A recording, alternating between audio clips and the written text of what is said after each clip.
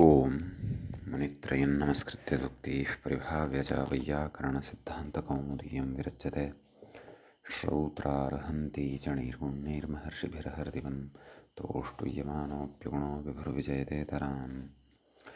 नमः सर्वेभ्यः श्रोतृभ्यः। अस्माभिः गतपाठे यद्यत् पठितं तद् एकवारं स्मरामः। वयं वैयाकरणसिद्धान्तकौमुदी इत्याख्यस्य ग्रन्थस्य तत्र स्वरप्रकरणे तिङन्तस्वरप्रकरणं पठन्तः स्मः। प्रकरणस्यास्य अस्माकं क्रमे षष्ठः पाठः गतपाठः प्रवृत्तः।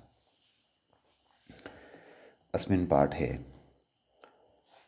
तत्र सर्वादौ अस्माभिः सूत्रं पठितं हेतिक्ष्यायाम् इति।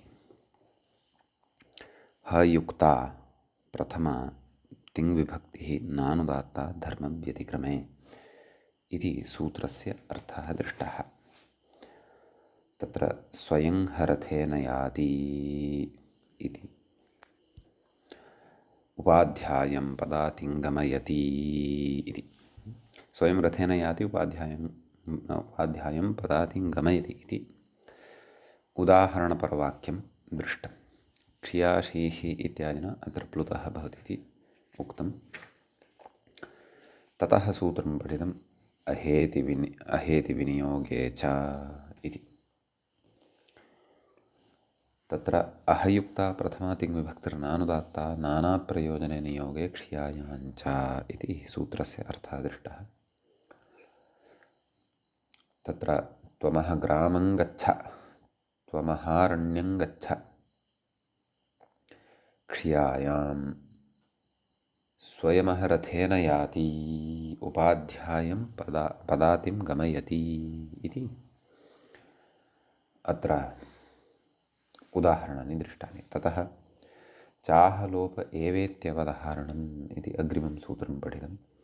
च अह एतयोः लोपे प्रथमा तिङ्विभक्तिर्नानुदात्ता इति अर्थः सूत्रस्य दृष्टः।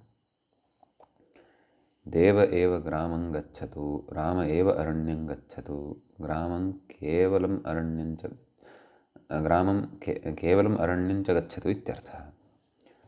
इहाह लोपः, अह इत्यस्य लोपस्य इदमुदाहरणं, च लोपस्य तु प्राक्तनम् उदाहरणं भवति इत्यर्थः। कथयति इहाह उक्तवान् इहाह लोपः स च केवलार्थः। तदनन्तरम् अवधारणं किं, देव क्वेव भोक्ष्यसे न क्वचिदित्यर्थः। अनवक्लुप्तावेव नाम अनवधारणे एव इति, अवधारणे एव इति। तदनन्तरं सूत्रं पठितं चादिलोपे विभाषा, चवाहाहैवानां लोपे प्रथमा तिङ्विभक्तिर्नानुदात्ता इति सूत्रस्य अर्थः दृष्टः। चलोपे नाम उदाहरणमुक्तम्। इन्द्रवाजिषु नो वा शुक्लाव्रीहयो भवन्ति, श्वेतागा आज्याय दुहन्ति इति। तत्र नाम चलोपः नाम च इत्येतस्य अप्रयोगः एव अत्र लोपशब्दविवक्षितः इति भावः। ततः वालोपे व्रीहिभिर्यजेत यवैर्यजेत इति अत्र लोपयुक्तम् उदाहरणं दृष्टं। ततः वैवावेति तच्छन्दसि इति अग्रिमं सूत्रं पठितं। वै अपि च वा आभ्यां युक्तस्य वाक्यस्य प्रथमस्य तिङन्तस्य विकल्पेन अनुदात्तः न भवति इति सूत्रस्य अर्थः। क्व वेदार्थे वेदविषये अहर्वै देवानामासीत् अयं वावहस्त आसीत् इति उदाहरणं द्वयं दृष्टं। तदनन्तरम् एकान्याभ्यां समर्थाभ्याम् इति सूत्रम् अग्रिमं पठितम्। आभ्यां युक्ता प्रथमा तिङ्विभक्तिर्नानुदात्ता छन्दसि, प्रजामेका जन्मति ऊर्जमेका रक्षति, तयोरन्यः पिप्पलं स्वादु अत्ति, समर्थाभ्यां किं एको देवानुपातिष्ठत्, एक इति संख्यापरनान्यार्थम् इति तत्र पठितं। ततः सूत्रं पठितं यद्वृत्तान्नित्यं यत्र पदे यच्छब्दस्ततः परं तिङन्तं नानुदात्तं यो भुङ्क्ते यदद्र्यं वायुर्वाति अत्र व्यवहिते कार्यमिष्यते इति उक्तं। ततः सूत्रं पठितं पठ्यमानं च वर्तते पूजनात् पूजितमनुदात्तं काष्ठादिभ्यः इति। सूत्रस्य अर्थः दृष्टः पूजनेभ्यः काष्ठादिभ्यः पूजितवचनम् अनुदात्तं काष्ठाध्यापकः मलोपश्च वक्तव्यः इति वार्तिकं च तत्र पठितं। दारुणाध्यापकः अज्ञाताध्यापकः समासान्तोदात्तत्वापवादः इत्युक्तम्। एतत् समासे इष्यते नेह दारुणमध्यापक इति इति वृत्तिमतं नाम वृत्तिकारेण इदमुच्यते। अत्रैव अस्माभिः चर्चा क्रियमाणा वर्तते। इतः अग्रे इतोपि अत्र विस्तरेण चर्चा करणीया वर्तते। किञ्च विशिष्टः सिद्धान्तः च अत्र यः उक्तः वर्तते तत् सिद्धान्तविषये अपि अत्र अस्माभिः चिन्तनीयं वर्तते। एतावन्ति सूत्राणि गते पाठे पठितानि। गतपाठस्य अन्ते व्याख्यायाः पङ्क्तयः इत्थमासन्। पूजनेभ्यः काष्ठादिभ्यः इति उत्तरसूत्रे तिङ्ग्रहणादिदं सुबन्तविषयकं काष्ठाध्यापक इति काष्ठादयोद्भुतपर्यायाः सन्तः पूजनवचना भवन्ति। समासविषयकं सूत्रमिदम् उदाहरणे मयूरव्यंसकादित्वात् समासः मलोपश्च वक्तव्य इति दारुणमध्यापक इति समासे कृते विभक्तेर्लुकि स्वाभाविकी मकारनिवृत्तिर्त्यनेन वचनेन अन्वाख्यायते इति वृत्तिन्यासकारयोर्मतं तदेतदाह इति वृत्तिमतमिति इति एतावत्पर्यन्तं वयं गते पाठे पठितवन्तः। इतः अग्रे पठनीयं वर्तते। अयम् अस्माकं क्रमे तिङन्तस्वरप्रकरणस्यास्य तत्र षष्ठः पाठः प्रवृत्तः अभूत्। अधुना तावत् तिङन्तस्वरप्रकरणस्यास्य सप्तमः पाठः अस्मत्क्रमे आरब्धः भवति।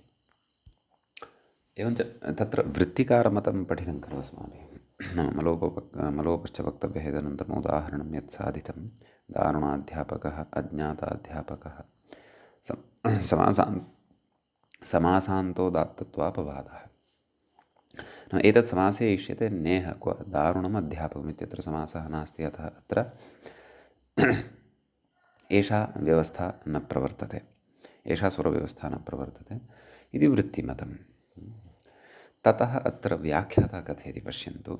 भाष्यवार्तिककय्यटास्तु असमासे एव विशेषणीभूतानां दारुणमित्यादीनाम् असमासे एव अस्य सूत्रस्य प्रवृत्तिम् इच्छन्ति इति। असमासावस्थायां प्रवृत्तिम् इच्छन्ति इत्युच्यते। तत्र समासे इति नोक्तं वर्तते। मयूरव्यंसकादित्वे नास्ति प्रमाणं। नाम तर्हि मयूरव्यंसकादित्वात् प्रकृते समासः वक्तव्यः इति एवं वृत्तिकारोक्तदिशा क्लिष्टसमासः अत्र कर्तव्यः तादृशसमासकरणे प्रमाणं नास्ति। हरदत्तोऽप्याह यदि समासे एव इदम् अभिमतम् अभविष्यत् तदा समासे इत्येव अवक्ष्यत्, परन्तु तथा नोक्तवान्। युक्तं चैतत् न ह्यत्र समासाधिकारोऽस्ति येन समासे स्यात्। समासाधिकारोऽपि अत्र नास्ति। अस्मिन् पक्षे मलोपवचनं च सार्थकम् एवमुच्यते। अतः प्रकृते वृत्तिकारमतस्य खण्डनमिव अथवा भाष्यविरोधः अस्ति इति हरदत्तमतमपि पुरस्कृत्य उच्यमानं वर्तते व्याख्यात्रा इति अत्र विषयः अवगन्तव्यः। सम्यक्। अग्रे किमुच्यते? व्याख्याता अग्रिमविचारं प्रति इङ्गितं करोति। पूजनादित्येव पूजितग्रहणे सिद्ध इति मूलं द्रष्टव्यं। पूजनात् इत्येव पूजितग्रहणे सिद्धे नाम पूजनादनुदात्तं काष्ठादिभ्यः इत्येव सूत्रितां। पूजनात् पूजितमनुदात्तम् इति पूजितग्रहणं कुतः सः विचारः अत्र प्रचलति। पूजनात् इत्येव पूजितग्रहणे सिद्धे पूजितग्रहणम् अनन्तरपूजितलाभार्थं। सम्यक्। नाम पूजनवाचकात् परतः अनन्तरं नाम अव्यवहितमेव पूजितवाचकं स्यात्। यथा उदाहरणेषु अस्माभिः दृष्टमेव खलु, दारुणाध्यापकः अज्ञाताध्यापकः इति। तत्र दारुण अध्यापकः अज्ञाताध्यापकः इत्यनयोः व्यवधानं नास्ति केनापि पदेन वा शब्देन वा इति। किमुक्तवान् सिद्धे पूजितग्रहणम् अनन्तरपूजितलाभार्थम् इत्युक्तम्। एतदेव ज्ञापकमत्र प्रकरणे पञ्चमीनिर्देशेऽपि नानन्तर्यम् आश्रीयते इति। एवं खलु, यथा आनन्तर्यलाभस्तु तत्र तस्मादित्यस्य इति परिभाषयैव खलु लभ्यते।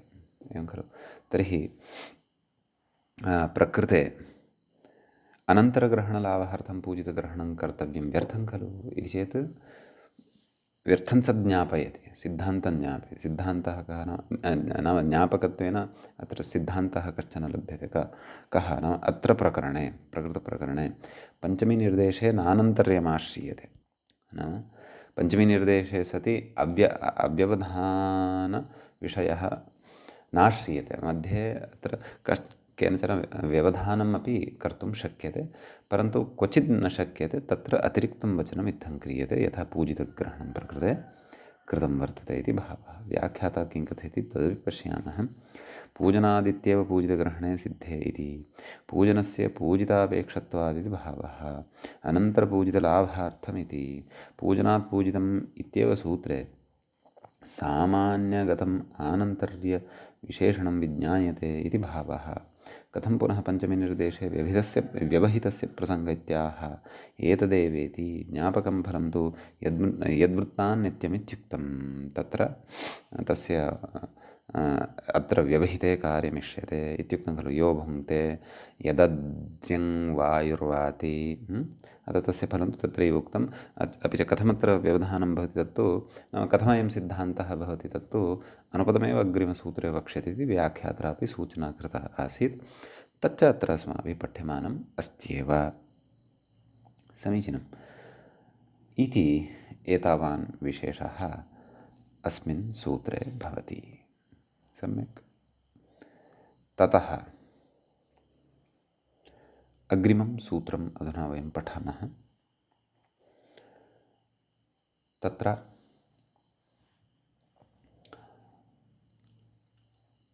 व्याख्याता अग्रिमसूत्रं प्रति इङ्गितं करोति, सगति। मूले सूत्रं पश्यामश्चेत् सगतिरपि तिङ् इत्यस्ति। समीचीनं। तत्र सगतिः, गतिना सह सगतिः, प्रथमं पदं प्रथमाविभक्तेः एकवचनान्तं भवति। सम्यक्। ततः अपि इति अव्ययं भवति। ततः तिङ् इति प्रथमान्तं भवति। सम्यक्। सूत्रस्य अर्थकरणात् पूर्वं किं किमत्र अनुवर्तते इति द्रष्टव्यं। पूजनात् पूजितमनुदात्तं काष्ठादिभ्यः इत्यतः पूजनात् पूजितमनुदात्तम् इति अनुवर्तते। सर्वमनुदात्तमपादादौ इति अधिकारः, पदात् इति अधिकारः, पदस्य इति चाधिकारः अत्र सम्पद्यते। सम्यक्। सूत्रस्य कः अर्थः मूले अवलोकनीयः। कथयति पूजनेभ्यः काष्ठादिभ्यः तिङन्तं पूजितम् अनुदात्तं। सम्यक्। पूजनवाचकाः ये सन्ति शब्दाः काष्ठादिगणे पठिताः, तेभ्यः तिङन्तं पूजितम् अनुदात्तं। नाम पूजितगतिसहितं यत् तिङन्तं वर्तते तादृशः स गतिः अपि यः तिङ् वर्तते तस्यापि अनुदात्तता भवति। उदाहरणे इतोपि अयं विषयः स्फुटतां यास्यति। तत्र उदाहरणं पश्यामः। यत् काष्ठां प्रपचति, ये मलोपश्च इत्यनेन वाक्ये मलोपमाहुः तेऽपि तिङन्ते परतः नैव लोपमिच्छन्ति। अस्तु, व्याख्यातारमपि पश्यामः। ततः पूर्वं यत् काष्ठां प्रपचति इत्यस्ति खलु। अतः प्रकृते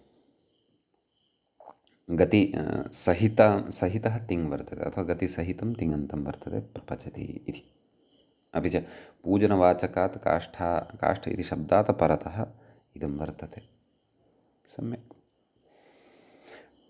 इदं तिङन्तं वर्तते, अतः सगतिरपि तिङ् इत्यनेन तिङन्तस्य अत्र सर्वानुदात्तता भवति इति भावः। अग्रे कथयन्नस्ति मूले, तिङतिङः इति निघातस्य निपातैर्यद्यदिहन्त इति निषेधे प्राप्ते विधिरयम्। एवं खलु। निपातैर्यद्यदिहन्त इति निषेधः प्राप्तः, ततः इदं सूत्रम् आरब्धम्। सगतिग्रहणाय गतिरपि निहन्यते, सगतिग्रहणाच्च, सगतिग्रहणकारणात् प्रकृते गतिरपि निहन्यते, नाम प्र इत्येतस्यापि निघातः अत्र भवति इति भावः। समीचीनम्। अत्र अग्रे वार्तिकमस्ति, ततः पूर्वं व्याख्याता किं कथयन्नस्ति इत्यपि पश्यामः। किमुक्तवान्? ये मलोपश्च इत्यनेन वाक्ये मलोपमाहुः तेऽपि तिङन्ते परतः नैव लोपम् इच्छन्ति, नाम तिङन्ते परतः तेषां मते अपि लोपः न भवति इति। एवं खलु। प्रकृत उदाहरणे एव किल। यत् काष्ठां प्रपचति, काष्ठाम् इत्यत्र मकारः तथैव भवति, अनुस्वाररूपेण यः श्रूयमाणः वर्तते इति भावः। एवं खलु। तर्हि किमुक्तं? सगतिग्रहणाच्च गतिरपि निहन्यते, सगतिग्रहणाच्च गतिरपि निहन्यते इति यदुक्तं, तत्र व्याख्याता कथयन्नस्ति। तुल्ययोगे अत्र सः शब्दः क्व सगतिः इत्यत्र यः समासः उक्तः खलु, तत्र तुल्ययोगे सः शब्दः, यत्र तुल्ययोगे सः शब्दः तत्र द्वयोरपि कार्ययोगो भवति। तद्यथा दृष्टान्तेन दर्शयति। सपुत्रः भोज्यताम् इत्युक्ते पुत्रोऽपि भोज्यते। एवं खलु। अग्रे कथयति, अपिग्रहणं नाम अपिग्रहणं कुतः कृतं वर्तते? यद्यपि मूले इदं नोच्यमानं वर्तते, पश्यामः। अपिग्रहणं यत्र गतिर्न युज्यते तत्र केवलस्यापि तिङन्तस्य यथा स्यात्, गतिप्रयोगे तु द्वयोः सहैव भवति, तिङ्ग्रहणं सहैव भवति इति एकं वाक्यम् अत्र परिसमाप्तं भवति। तदनन्तरं तिङ्ग्रहणं पूर्वयोगस्य अतिङ्विषयत्वज्ञापनार्थम्। इदम् अस्माभिः पूर्वमपि श्रुतमासीत्, भवन्तः स्मरेयुः। तदर्थम् अत्र तिङ्ग्रहणं कृतं वर्तते। पूर्वस्मिन् योगे अतिङन्तस्य उदाहरणानि तानि भवन्ति इति भावः। समीचीनं। ततः वार्तिकम् अस्ति खलु मूले, किं गतिग्रहणे उपसर्गग्रहणम् इष्यते इत्यस्ति। गतिग्रहणेन प्रकृते कीदृशी गतिः, कीदृशः गतिसंज्ञकः अपेक्षितः इति चेत् उपसर्गभूतः एव गतिसंज्ञकः अपेक्षितः, नान्यः। तर्हि अन्यः कः गतिसंज्ञकः भवति इति चेत् अग्रे पश्यन्तु। नेह यत् काष्ठान् शुक्लीकरोति, अशुक्लं शुक्लं करोति, शुक्लीकरोति। तर्हि प्रकृते शुक्ली इत्यस्य गतिसंज्ञा भवति ऊर्यादिचुडाचश्च इत्यनेन। अतः एतादृशः गतिसंज्ञकः अत्र नापेक्षितः। अतः प्रकृते तु प्र इति अथवा उपसर्गभूतः एव गतिसंज्ञकः अपेक्षितः भवति। अतः शुक्लीकरोति इत्यत्र अनुदात्तता न भवति, सर्वानुदात्तता न भवति इति भावः। इति एतावान् विशेषः एतत् सूत्रगतः भवति। अग्रिमं सूत्रमधुना वयं पश्यामः। व्याख्याता अग्रिमसूत्रं प्रति इङ्गितं करोति कुत्सने इत्युक्त्वा। मूले पश्यामश्चेत् कुत्सने च सुप्यगोत्रादौ इति दृश्यते सूत्रम्। सम्यक्। तत्र कुत्सने इति सप्तमी विभक्तेः एकवचनान्तं भवति। च इति अव्ययपदं भवति। सुपि इति सप्तमी विभक्तेः एकवचनान्तं भवति। अगोत्रादौ इत्यपि सप्तमी विभक्तेः एकवचनान्तं भवति। सम्यक्। ततः प्रकृते समासः द्रष्टव्यः। गोत्रः आदिः यस्य सः गोत्रादिः, न गोत्रादिः अगोत्रादिः तस्मिन् अगोत्रादौ। सगतिरपि तिङ् इत्यतः सगतिः न, एतत् सर्वमपि सूत्रमनुवर्तते। अपि च पूजनात् पूजितमनुदात्तं काष्ठादिभ्यः इत्यतः अनुदात्तम् इत्यनुवर्तते। नैव, अनुदात्तं सर्वमपादादौ इति अधिकारः पदस्य इति च अधिकारः अत्र अनुवर्तते। पदात् इत्येतस्य तु निवृत्तिः अस्ति। अस्तु। तर्हि प्रकृते सूत्रस्य अर्थः द्रष्टव्यः। तदेव व्याख्याता अपि सूचयन् अस्ति खलु, किं पदात् इति निवृत्तं।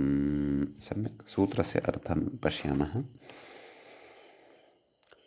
कुत्सने च सुबन्ते परे सगतिः अगतिः अपि तिङ् अनुदात्तः। एवं खलु। परन्तु तत्र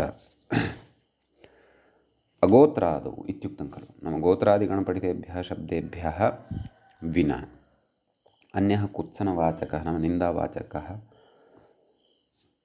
शब्दः यः वर्तते, सुबन्तं यद् वर्तते, तस्मिन् परतः सगतिः तिङ् अगतिः वा तिङ् उभयविधस्यापि तिङन्तस्य अनुदात्तता भवति इति सूत्रस्य अर्थः। उदाहरणं पश्यामश्चेत् पचति, पचति पूति, प्रपचति पूति इति। पचति मिथ्या, एवं खलु। पचति पूति, पूति नाम अतिशयेन दुर्गन्धः यः भवति तस्य पूति इति नाम भवति। अतः कुत्सननिन्दा अत्र अस्ति एव, कीदृशं पचति भोः। अतः अगतिः अयं तिङ् वर्तते, तथापि प्रकृते सर्वानुदात्तता भवति, एवं खलु। तिङन्तस्य पचति इत्येतस्य।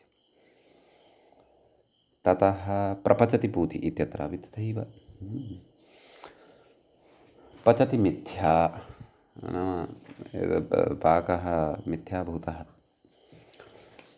नाम निन्दा एव अत्र तत्र गम्यमाना अस्ति। यः पाकः कृतः सः पाकः नास्ति, दुष्टः पाकः। अथवा पचामि इति वृथा वदसि, न पचति, मिथ्या वा वदति इति तत्र अवगन्तव्यम्। सम्यक्। अग्रे प्रत्युदाहरणं पश्यामः। कुत्सने किं प्रपचति गोत्रम् इत्यस्ति। कुत्सने इति कुतः उच्यते तदत्र द्रष्टव्यम्।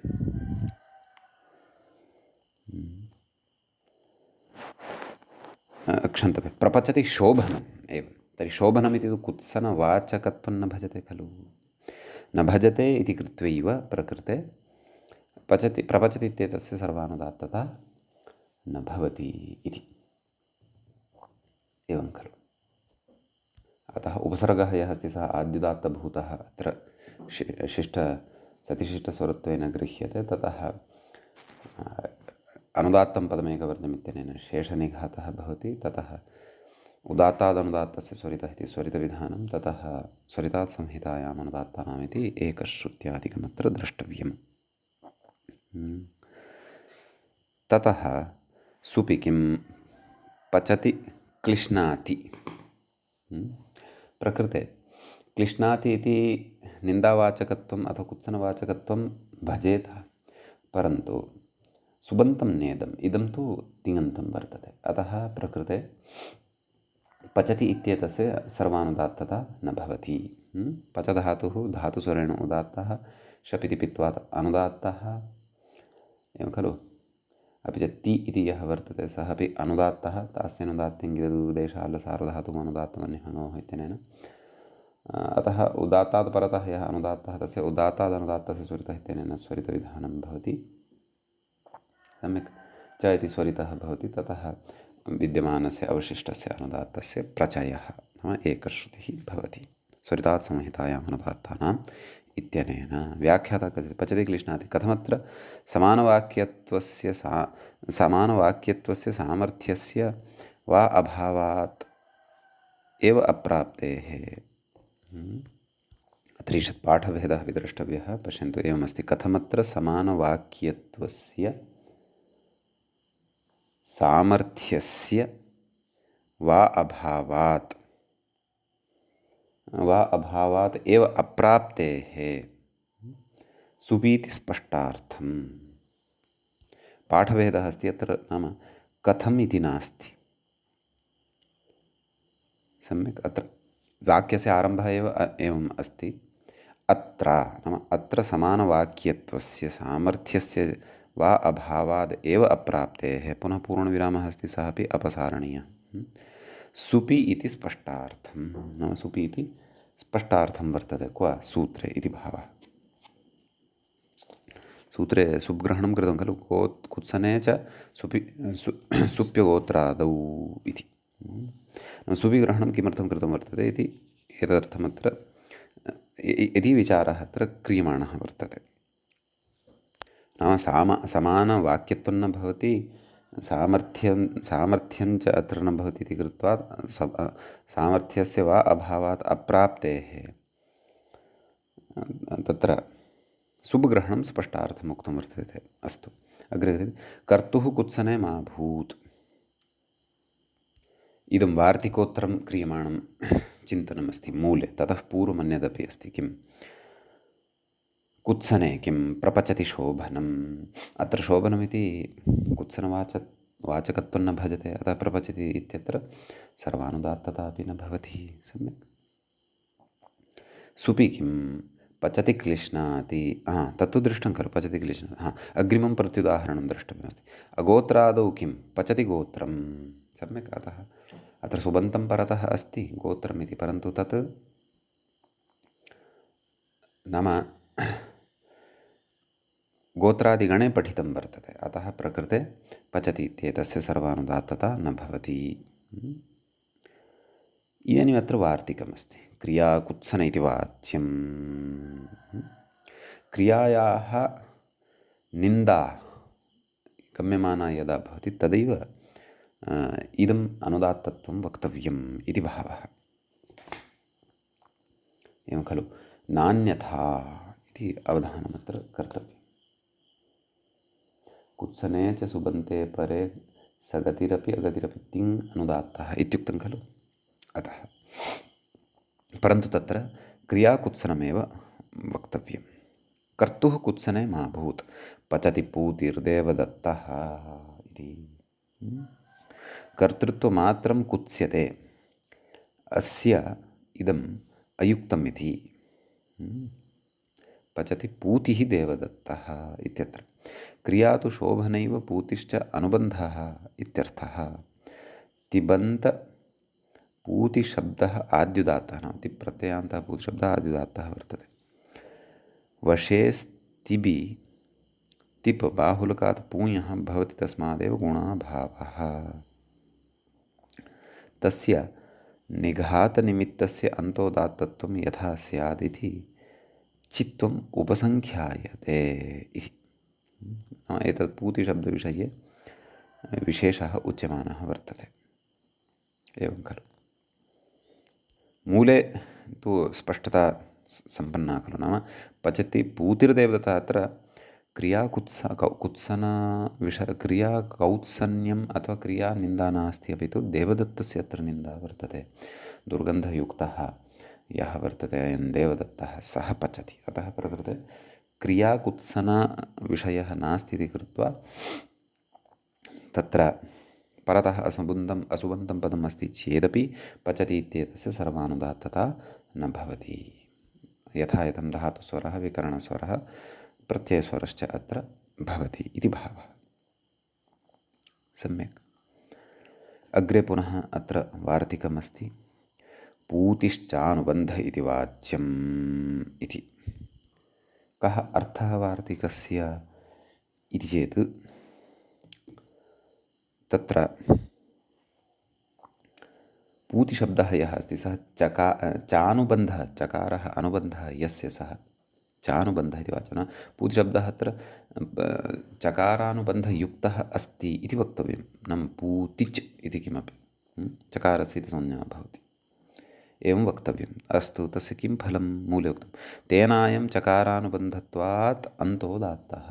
अतः चकारानुबन्धकारणात् प्रकृते चितः इत्यनेन अन्तोदात्तता पूति इति शब्दविषये भवति। तदेव व्याख्यात्र उक्तमस्ति। पश्यन्तु, तिबन्तपूतिशब्दः आद्युदात्तः वशेस्तिबिति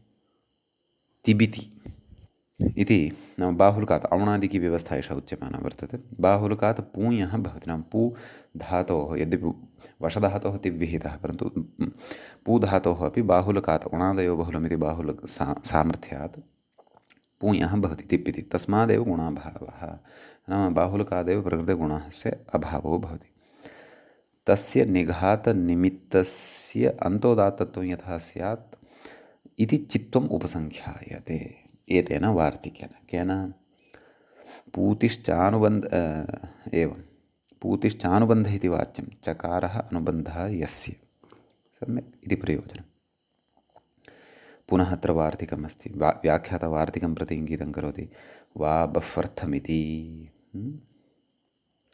मूले पश्यामश्चेत् वा बह्वर्थमनुदात्तमिति वाच्यम् इति।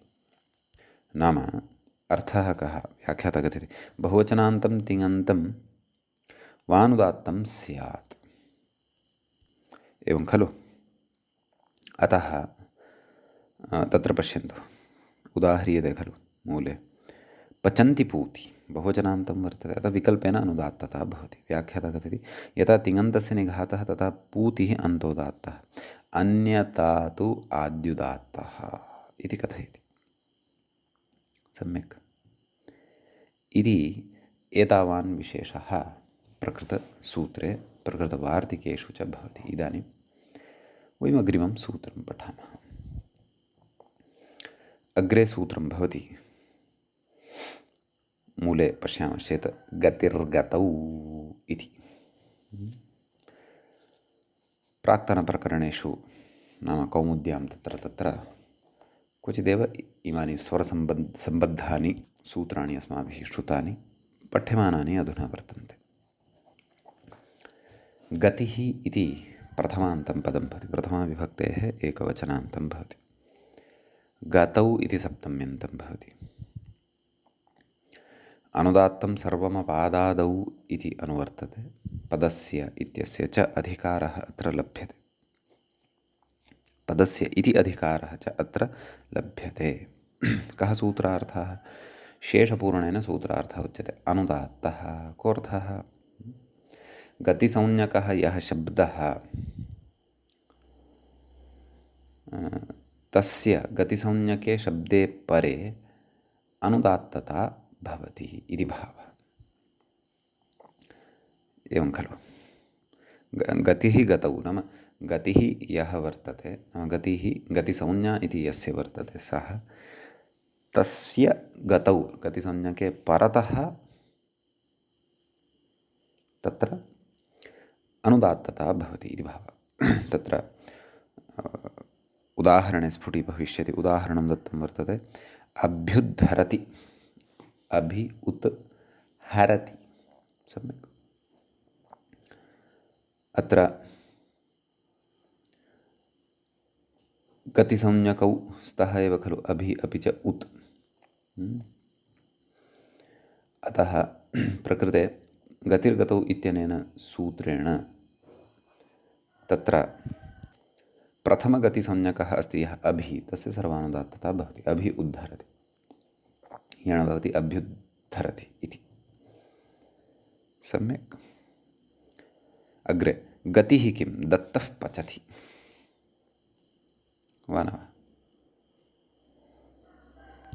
अत्र गतिसंज्ञकः अस्ति, वस्तुतः दत्तः प्रपचति इति अस्ति अत्र। पाठभेदं यदि पश्यामि तदा प्रपचति इति अस्ति, पचति इति नास्ति। अतः दत्तः एतस्मात् परतः गतिसंज्ञकः प्र इति अस्ति, परन्तु ततः पूर्वं गतिसंज्ञकः नास्ति। दत्तः दत्तः इत्येतस्य तु गतिसंज्ञा न भवति खलु। अतः सम्यक्। तदनन्तरम्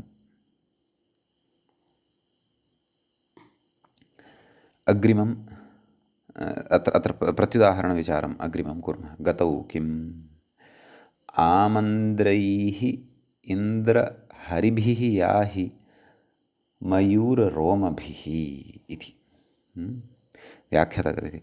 अत्र याहि इत्येतत् प्रति क्रियायोगात् आङ् इत्येषः गतिः। एवं खलु एकः विषयः तु अत्र स्फुटः सरलः अस्ति। किं गतौ नाम अत्र आ इति गतिसंज्ञकात् परतः गतिसंज्ञकः नास्ति। कः अस्ति? मन्द्रैः इति अस्ति।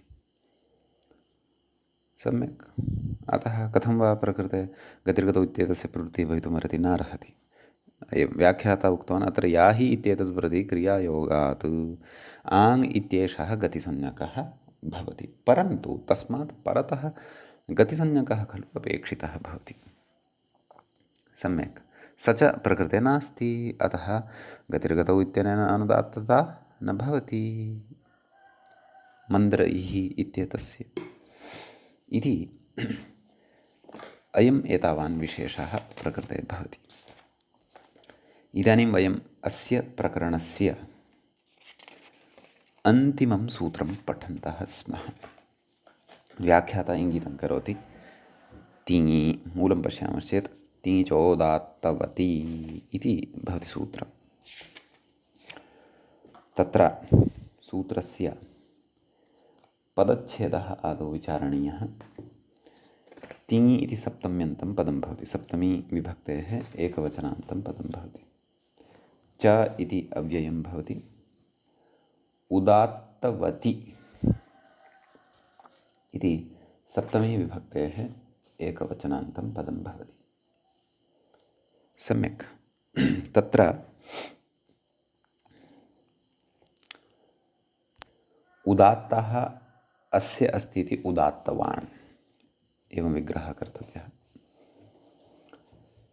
गतिर्गतौ इत्यतः गतिः इत्यनुवर्तते। अनुदात्तं सर्वमपादादौ इति अधिकारः पदस्य इति च अधिकारः अत्र सम्बध्यते। मूले तत्र सूत्रार्थं पश्यामश्चेत् शेषपूर्णेन सूत्रार्थः उक्तः। गतिरनुदात्तः कोऽर्थः कथयति व्याख्याता। उदात्तवति तिङन्ते परे सः तिङन्तः तत्तिङन्तम् उदात्तवत् भवेत्। एवं खलु। उदात्तवति तिङन्ते परे गतिर्निहन्यते। गतिः गतिसंज्ञकस्य निघातो भवति इति भावः। निपातः आद्युदात्तः इत्येतस्य अपवादः। सम्यक्। उदाहरणं पश्यामः। यत् प्रपचतीति। सम्यक्। तर्हि प्रकृते पचति इति यत् क्रियापदं वर्तते तद् उदात्तवत् वर्तते। एवं खलु। तत्रापि अनुदात्तता यद्यपि प्राप्ता भवति, परन्तु निपातैर्यद्यधिहन्ति इत्यनेन अथवा यदुर्तान् नित्यमित्यनेन अनुदात्तत्वस्य प्रतिषेधः भवति। अतः प्र इति उपसर्गाश्चाभिवर्जमित्यनेन उदात्तः यः प्राप्तः सः प्रकृते न भवति। सः तस्य अत्र गतिसंज्ञा क्षन्तव्यं। तस्य अत्र गतिसंज्ञकस्य अनुदात्तता एव भवति इति भावः। तदेव व्याख्याता अपि कथयन्नस्ति। निपातेर्यद्यदि इति निघातप्रतिषेधात् तिङन्तम् उदात्तवत् इति। सम्यक् इत्यस्ति। इदानीम् अत्र विशिष्टः कश्चन विचारः अग्रे उच्यमानः अस्ति। आदौ मूलस्य अहं सामान्येन अत्र समन्वयनं कृत्वा पुनः व्याख्यां प्रति प्रविशामि। पश्यन्तु किमुक्तं। तिङ्ग्रहणम् उदात्तवतः परिमाणार्थम् इति। नाम प्रकृतसूत्रे तिङ्ग्रहणं कृतं खलु ति च उदात्तवती तत् कुतः कृतम् इति चेत् उदात्तवतः परिमाणार्थम् इति खलु नाम परिमाणार्थम् अत्र उदात्तवत् यत् पदं वर्तते तस्य परिमाणार्थम् अत्र तिङ्ग्रहणं कृतं वर्तते नाम यावत् परिमाणे पचति इति अन्यथा किं कथयति अन्यथा हि यत्क्रियायुक्ताः प्रादयः तं प्रत्येव तम् इति तत्र अनुस्वारः मम लुप्तः अस्ति अतः तम् इति अवगच्छन् तं प्रत्येव गतिः भवति तत्र धातौ एव उदात्तवती स्यात् एवं खलु नाम धातुः एव यत्र उदात्तः भवति परतः तदा एव तत्र अनुदात्तता स्यात् प्रत्यये न स्यात् प्रत्यये तत्र उदात्ते सति तत्र इदम् अनुदात्तविधानं न स्यात् अपेक्षितं तु तत्रापि अतः प्रकृते तिङ्ग्रहणं क्रियते इति उच्यते इति अत्र सामान्येन समन्वयनं कृतम् अधुना व्याख्याता किं कथयति इति पश्यामः सः कथयति ननु तिङ्ग्रहणं व्यर्थं न च तिङन्ते यथा स्यात् मन्द्रशब्दे मा भूत् आमन्द्रैः इन्द्रहरिभिर्याहि इति मन्द्रशब्दः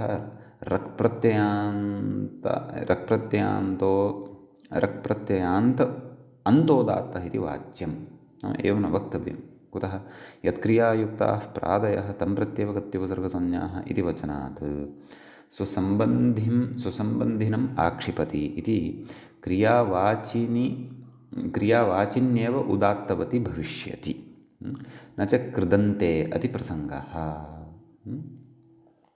तत्र कृत्स्वरधाथादिस्वर गतिस्वरेषु कृतेषु शेषनिघातेन गतिर्निहन्यते एव तस्मान्नार्थः तिङ्ग्रहणेन इत्याशङ्क्याः नाम आदौ तिङ्ग्रहणस्य वैर्थ्यमत्र प्रतिपादितं तदनन्तरं तत्र उच्यते तिङ्ग्रहणमिति नाम शङ्का क्रियते नाम इति एतादृशीं शङ्कां कृत्वा अयं प्रश्नः उद्भाव्यते कः अथवा अयं सिद्धान्तः उच्यते तिङ्ग्रहणमिति तिङ्ग्रहणम् उदात्तवतः परिमाणार्थं कथयति परिमाणम् इयत्ता परिमाणार्थत्वं स्पष्टयति अन्यथा हीति नाम अक्रियमाणे तिङ्ग्रहणे धातुः एव क्रियावाचित्वात् गतिसंज्ञानिमित्तमिति तत्रैव उदात्तवति निघातः स्यात् न प्रत्यये तिङ्ग्रहणे कृते तु यं धातुं प्रतिगतित्वं तद्घटके तिङन्ते उदात्तवति परे इत्यर्थः जायते तेन यत्प्रकरोति इत्यादौ धातोः शेषनिघातेन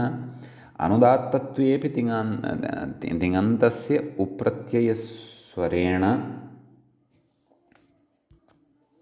मध्योदात्तत्वात् गतेर्निघातः सिद्धः इत्याहुः इति कथयन्ति यत् प्रकरोति करोति इत्यत्र उप्रत्ययः भवति खलु तत्र अयं विचारः क्रियमाणः वर्तते अतः तिङ्ग्रहणस्य इदमत्र प्रयोजनं भवति इति उक्तम् ततः अत्र प्रत्युदाहरणम् उपस्थाप्यते उदात्तवती किं प्रपचति इति इत्यस्य तिङ्गतिङः इति निघातः नाम अनुदात्तता भवति क्व प्रपचति इत्यत्र अतः अत्र उदात्तवान् पचति इति शब्दः तु उदात्तवान् इति क्रिया उदात्तवत् इति क्रियापदं परतः नास्ति इति कृत्वा प्र इत्येतस्य तत्र गतिसंज्ञकस्य अनुदात्तता न भवति इति भावः सम्यक् इति सुबोधिन्यां तिङन्तस्वराः इति तिङन्तस्वराः इति मूले च उक्तं सम्यक् इति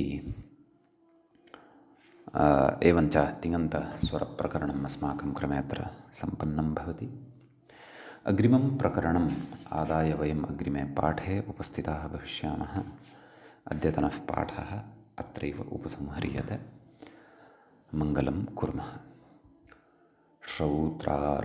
मुनित्रयं नमस्कृत्य उक्तिः परिभाव्य च वैयाकरणसिद्धान्तकौमुदीयं विरच्यते श्रौत्रार्हन्ति च नैर्गुण्यैर्महर्षिभिरहरदिवं तोष्टुय्यमानोऽप्यगुणो विभुर्विजयतेतराम्। एवञ्च तिङन्तस्वरप्रकरणस्यास्य अस्माकं क्रमे अन्तिमः सप्तम एष पाठः सम्पन्नताङ्गतः। नमः सर्वेभ्यः श्रोतृभ्यः भवद्भ्यः।